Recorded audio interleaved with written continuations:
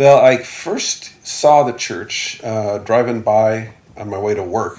The 101 was clogged, so we took the back roads around Los Ranchitos and drove by. And I had just moved to Marin, so was looking for a church. And my buddy Rusty, that I was commuting with, said, "You should try that church." So a week or two later, I borrowed his Camaro and drove over. And so that was the first time I'd visited. And I remember my first visit there.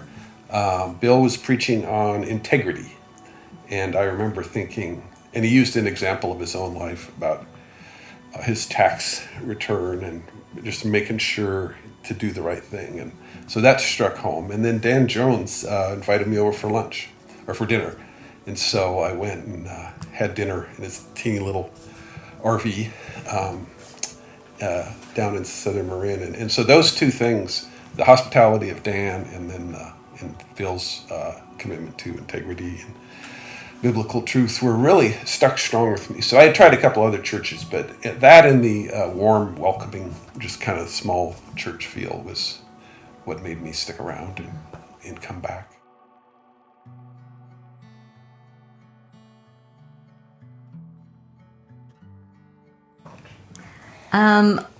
I was trying to think what year I came. I think it was 84. 84. Okay, Yeah. so 84. So I was teaching preschool down in Santa Fe, and I was not a believer, and I was teaching with Merrill Dodd and Diana Berry and John Kennett, who were all attending Christian Church of Santa Fe, and I was going through a really hard time in my life. And so they kind of took me in. I always said I never had a chance because I was surrounded by all these Christians loving me. And so they invited me to come to church, and I remember coming in, and same thing. Everybody was super welcoming and kind of just took you in and loved on you. And Merrill invited me to a Bible study, and so I started going there, and it's just it was in Bill's dad's, Les Berry's home, and I just remember thinking, like, all these people are like related to each other. This is just like one big happy family. So it was very cool, and I felt very loved and taken care of. As I recall, Bill, really to the surprise of the elders at the time, came to us and felt that it was time for a new season of leadership at the church, and that the church and the kind of the mission of God in Marin through our church would be better served by a younger pastor. And at that time, as now, we're focused on attracting young families and young people.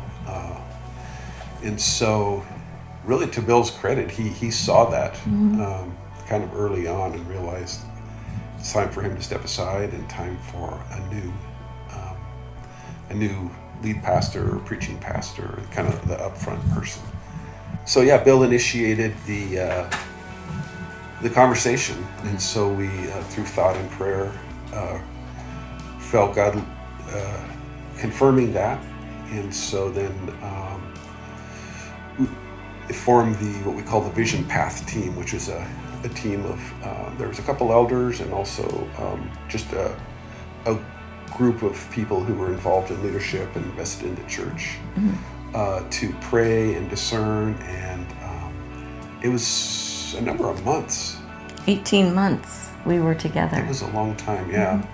Of just praying and discerning and working through it together, and just seeking God as, what's this next season look like, and so that confirmed that it was time to start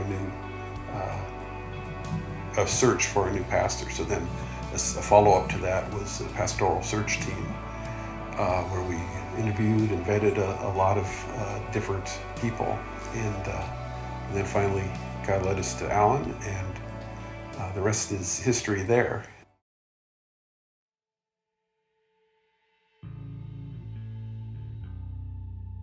I believe, well, John Neville headed that up. He was the main go-to, but I believe the SF Food Bank approached us and needed a place to host, and would we be willing to host and help to staff it? And so the elders talked and prayed about it, and we then approached the congregation, and people were pretty enthusiastic about being able to serve the community through the food bank. So we, started it off, and there was, I think early on we split it up between the gospel community groups to switch the staffing up, and it grew pretty quick, and it was a successful ministry, I think, for a lot of years. Mm-hmm. So we had a relationship with Raj Nadella, who had been a seminary student at San Francisco Theological Seminary and had been coming to the church for a number of years. Through that relationship, in 2006 and 2009, Bill and I visited his folks in their village in eastern India. And then in 2011, we were looking for a short-term missions trip for the church family to participate in. So we started talking to Raj, and then came up with the idea to do a short-term missions trip to their village in eastern India, Andhra Pradesh. So that came out of that. We ended up going with, I think, 11 people from the church went and helped build we had helped to fund a church in a local village, and so we did a little bit of labor on that, moving sand in high humidity and heat. And then we also had brought over some supplies for one of the local schools, and then we just got to, it was really key to have the Nadella family there as locals, as believers, that they could host us and we could work through that relationship. So I remember that was a very good experience with some very good Indian food. I remember one day we were just minding our own business, and who should come in but Devin and Juliana, who were students at Dominican at that time, on the soccer team, and they pretty much adopted Jamie and I. And I think the first time I remember is we were doing the Gift of Love, which is where the churches in the county would get together and serve the county by cleaning up parks and open space and stuff. So I just remember them inviting themselves along on our team, and we went up to the Terralinda open space area, and that's where we first got to know Devin and Juliana. But then they came with lots of friends that they were just really good at inviting and bringing folks from the college, from some Dominican in. So having that college ministry was a key chapter. I think that one of the main things that the CCSR and then Anthem family has meant for me, and I think for both of us, is the just to have family around. And while you kids were growing up, my parents lived in Seattle, and so just to have a family community that would just embraced our family and gave us, aunts and uncles and grandparents and all kinds of local family has been a key, for me, has been a very meaningful part of our involvement with the church.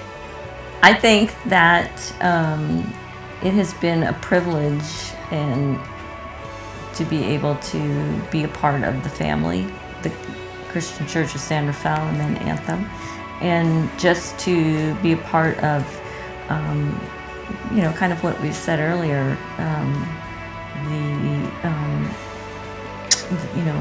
what's going on in everybody's life, supporting new families, all the kids that have come in and out, watching how one family will take another family under their wing in a crisis, watching the way the church pulls together to celebrate,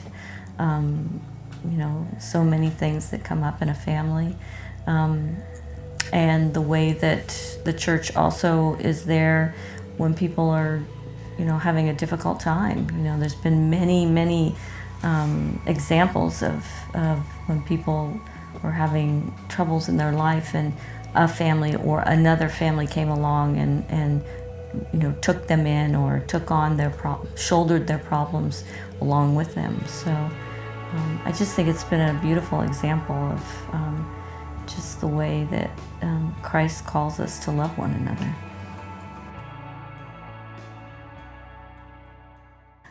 And then going to like the soccer games, and then seeing some of those the students there that we had met, and just having that connection with all of them.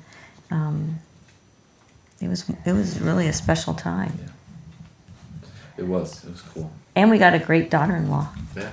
Yeah, I got a great daughter-in-law out of the deal. Bonus deal. It's a bonus deal. Yeah. Sweet.